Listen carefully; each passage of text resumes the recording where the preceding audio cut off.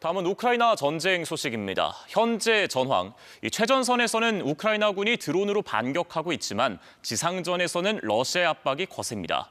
북한군 이슈도 국제적으로 부각된 상황인데요. 트럼프 미 대통령 당선인이 2차 대전 이후 가장 끔찍한 학살이라며 이 전쟁을 끝내겠다는 의지를 표명한 뒤 뚜렷한 변화가 나타나고 있습니다. 우크라이나 현지 취재진 연결해서 자세한 상황 알아보겠습니다. 자, 금철은 기자, 만 3년을 향해 가는 이 전쟁, 현재의 피로감이 상당할 것 같은데 최근의 분위기는 어떻습니까? 네, 밤마다 공습 경보와 해제가 반복되는데 최근엔 새벽에만 서너 번씩 울리는 등 공습 경보 발령 횟수가 늘고 있습니다. 지난주에는 저희 취재진이 머물고 있는 숙소 인근에도 여러 발의 미사일이 떨어져서 건물이 크게 파손되고 화염이 치솟는 가운데 사상자가 발생하기도 했습니다. 현재 이곳 수도 키이우는 자주 단전이 되고 있고 지방은 더 심각한 상황입니다. 지난주 우크라이나가 에이테크스와 스톰 섀도 등 미사일을 동원해서 러시아 남부의 군수공장을 파괴해 이에 대한 러시아의 보복 공격이 잇따랐습니다. 미사일 공습에 따른 불안감 확산과 별도로 이곳 우크라이나 수도 키이우 관공서에도 요인 암살과 폭탄 공격 등에 대비해 특별 경계령이 내려져 있는 상황입니다.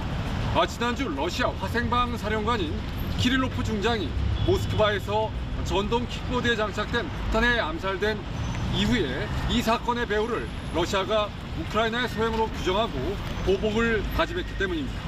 우크라이나 시민들은 여전히 이대로 전쟁을 끝낼 수 없다며 전쟁 수행 의지를 밝히고는 있습니다만 전쟁 피로감도 커지는 분위기입니다.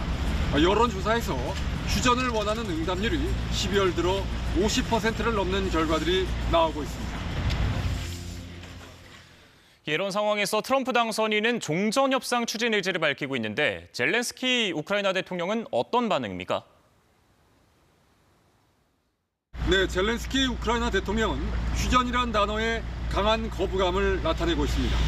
이대로 휴전을 하게 되면 1년이든 5년이든 10년 후이든 언젠가 다시 러시아가 침공할 것이라고 말하고 있습니다. 그러나 잃어버린 영토의 회복은 현실적으로 힘들다는 입장도 나타나고 있습니다.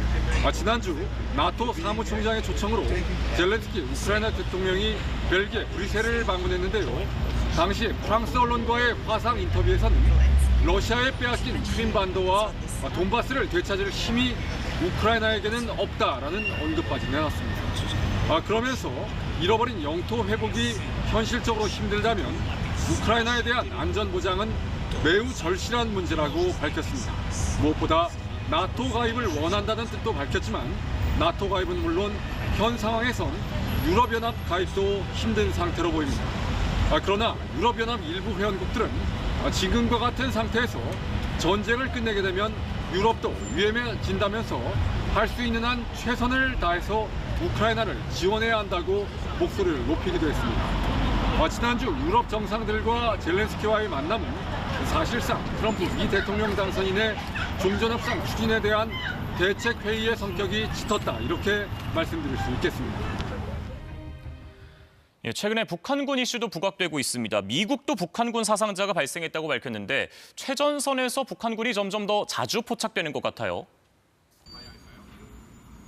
네, 시간이 갈수록 북한군 이슈가 이곳 우크라이나는 물론 미국과 유럽연합에서도 확산되고 있습니다.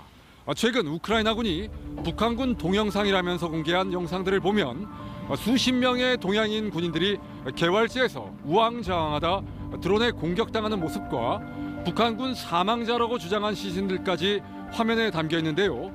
취재진이 우크라이나 전쟁포로 담당 기관을 방문했는데 이곳 대변인은 아직 북한군 포로가 생포된 적은 없다, 이렇게 밝혔습니다. 그러나 내년 초엔 생포할 것으로 보고 5개 수용소에 분산 계획을 마련 중이라고 밝혔습니다. 러시아와 북한 간의 군사적 밀착으로 국제사회 우려도 커지고 있는데 현재선 어떤 분석과 전망이 나오고 있습니까? 네, 북한군 이슈가 확산하고 있는 것은 북한군 추정 영상이 최전선에서 올라오고 있는 이유도 있지만 이 전쟁이 국제전으로 확산되는 것에 대한 국제사회의 우려가 커지고 있기 때문이기도 합니다. 현재 미국과 유럽연합은 대규모 북한군 파병을 기정사실로 간주하고 있습니다. EU 27개 나라는 지난주에 북한군 참전을 규탄하는 성명도 발표했습니다.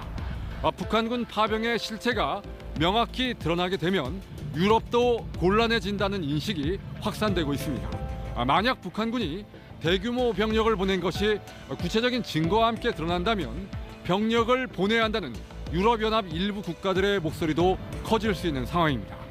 종전 추진과는 별개로 확전 우려가 불거지는 이유기도 합니다.